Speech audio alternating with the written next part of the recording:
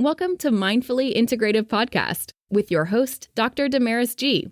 Mindfully Integrative is a podcast discussing ways toward mindfully incorporating integrative health into our lives. This podcast will have informative resources, fun topics, interviews, and discussions relatable for today with a true mindful perspective in a mind-body, holistic life approach. So what is sleep hygiene? Hi, how are you? I'm Damaris Maria, Integrative Family Nurse Practitioner. So sleep hygiene is consistent practice and a habit that you have so that you can sleep better each and every night. Now, majority of us don't do that. And it's most of the days we wake up tired. Now, sometimes that has to do with a medical illness, family, friends, finances, and other things. But we can have a consistent practice and items that will make us sleep better. And just by implementing a few of these, and maybe even some supplements or a nighttime drink, that can help you. So first off, what would I recommend? So most people need between 7 to 9 hours of sleep a day. So what you need to do is first kind of make a schedule for your day. Make a schedule from when you wake up to when you fall asleep and try to fit in 7 hours of sleep within that 24 hours of your day. So for example, for me, I wake up at 6 a.m. Between 6 and 7 a.m., I have a little one and I have work, and that's usually my time frame. And then I try to go to bed around 9, between 9 and 10, sometimes 10 to 11. But I do make sure that I get at least my 7 to 9 hours of sleep. And there's that buffer there because, sometimes we wake up. So the initial habit is first, the very beginning of your day is you're going to wake up consistently every single day. That means even on a Saturday or Sunday, you're going to try to wake up at the same time, give or take about 1 or 2 hours. So if I wake up at 6 a.m., normally some days I may wake up at 7, 7:30, but I try to keep it within a 2-hour window between 6 and 8 a.m., even on a weekend. 1, I've done this now because I have a little one, but 2, it just kind of keeps a pattern and consistency with my circadian rhythm. A circadian rhythm is how our body kind of wakes up and sleeps in what is used to daylight and nighttime. So that's 1. Get yourself on a schedule for 24 hours. Fit in 7 hours and really try to stick to it. Wake up every day. That's step 2. Step 3. When you're in your room, make sure that room is dark. So if you are a nighttime worker and you work during the day, wherever you sleep, make sure your room has dark shades. Make sure your room, if you have a TV in there, it is off when you are sleeping. If you're a person that likes white noise and a little bit of some type of white noise or a little hustle or sounds, you can have a little sound machine, but that's it. No TV on, no phone, no computer, no screen time for at least 30 minutes prior to bed. And like I said, whether you're a day sleeper or a night sleeper, those nighttime shades are so important. So those shades have to take all the light out. Because what happens is in our mind, in our brain, is when we see the light, it does think that it's daytime and it will wake up our bodies. So then you will have some restless sleep and you won't bring down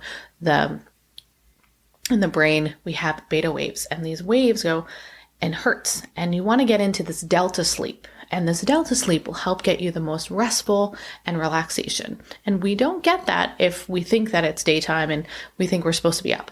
And our brain may be tricked to think that. So nighttime shades, super important. Simple to do. Not that expensive. You can get it at Walmart, Target, anywhere. I'll send a link. I can find a couple online for you. Next. Now, caffeine. I know all of us may like caffeine and it's part of our regimen, but really try to limit it. Now, I know Starbucks and all of these great places have such great drinks and lovely things. You got to stop after 12. Caffeine free after 12 p.m. Well, for me, it's 12 p.m. because I go to bed a little earlier. Now, your regimen a day, maybe I would say the latest 3 p.m. Now, you want to stop between 6 to 7 hours before bedtime.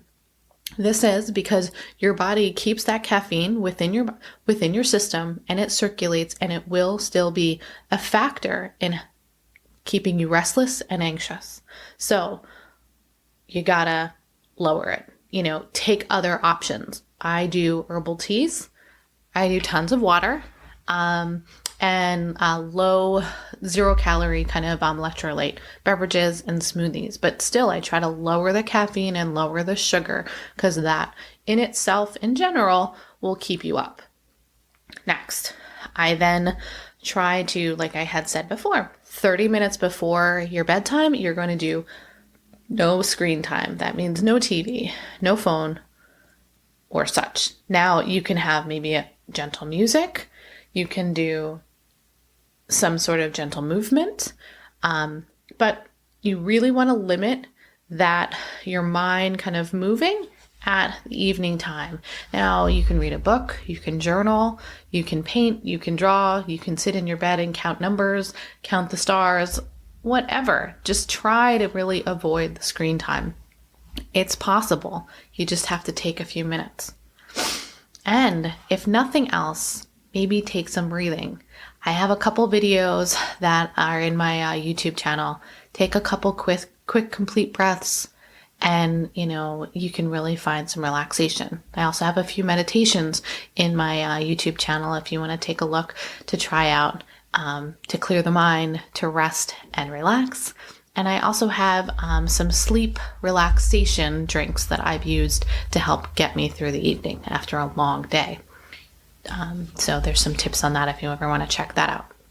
All right, getting back to sleep. I know, how do we do it? Even on my days when I have a baby that wakes me up in the middle of the night, how do I even get back? Well, next is meditation. I've told you I have some videos you can go back and look. Next, what can I take to go to sleep if there's no other way? So say you go to sleep and you're able to fall asleep, no problem. But then you end up waking up. You find yourself waking up 12, maybe 2, 3 o'clock in the morning, and you can't go back to sleep.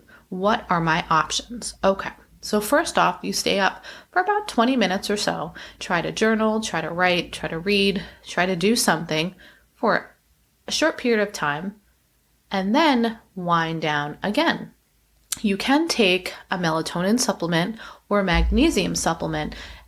Due to melatonin will help. You can also take magnesium because it is a vasodilator and a relaxation supplement. They are available to you as a way of winding down, or you can do some herbal tea, or even if you want to do minimally nothing, you can do warm water with lemon. Warm water with lemon. All that will do will help relax the gut, which will then help release the serotonin, which may cause anxiety or irritation or discomfort. So that water release will help maybe release and relax the gut, because in your gut is really kind of where a lot of that discomfort and dis-ease has come. That's where most of our body has, it's the third immune system. Next, imagine sleep hygiene as kind of just like you're putting on your pajamas and you're brushing your teeth. Getting your room ready to sleep is part of the equation. That makes you better for the entire next day and for your life. Like I said, everything that I teach you and everything that I bring up is all about consistency, about habits, and making a chance so that you can have a healthier you, better immune system, fight infections, feel better, and do more for yourself. Next, you gotta move. So that means you gotta have some sort of exercise. That could be as minimal as 10 minutes a day of walking to like a full-on exercise event or program. You need to move somewhat to get your heart going. That is very important because you get a little tired, and that helps incorporate your body to rest and reset for the next day. Okay, so I think we got most of those down. Stay consistent, dark room, take some supplements if needed, decrease screen time. You may need a white noise machine if needed. Some people do. Gentle movement in the evening. If you get up at 2 or 3, go back. If you're up for more than 20 minutes, try to do something to kind of reset the brain. Journal, just gentle movement or breathing. You can look at some other videos of mine for tips. You can take supplements of magnesium, melatonin, or just warm water, herbal tea too, caffeine free, and then make it a mental note as a habit. Do this for you, no one else. This is something that'll make you feel better each and every day. Now, if you have all these other extra things that come in life, children, someone wakes you up, who knows, in the neighborhood and in your own home, still make a strong effort to get a better sleep and hygiene. Because let me tell you, you will thank yourself in the long run. So I hope this was helpful. And if you have any other questions, feel free to email me or check out my website. But I'd be glad to answer any questions you have. Comment below, subscribe if you have any other things that you'd like to talk about and go over. I'd be glad to talk with you. Talk to you guys later and have a wonderful day. Namaste.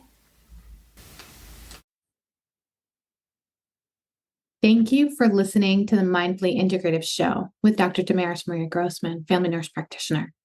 This podcast is for informational and educational purposes only and is not to substitute for professional medical advice, diagnose, or treat.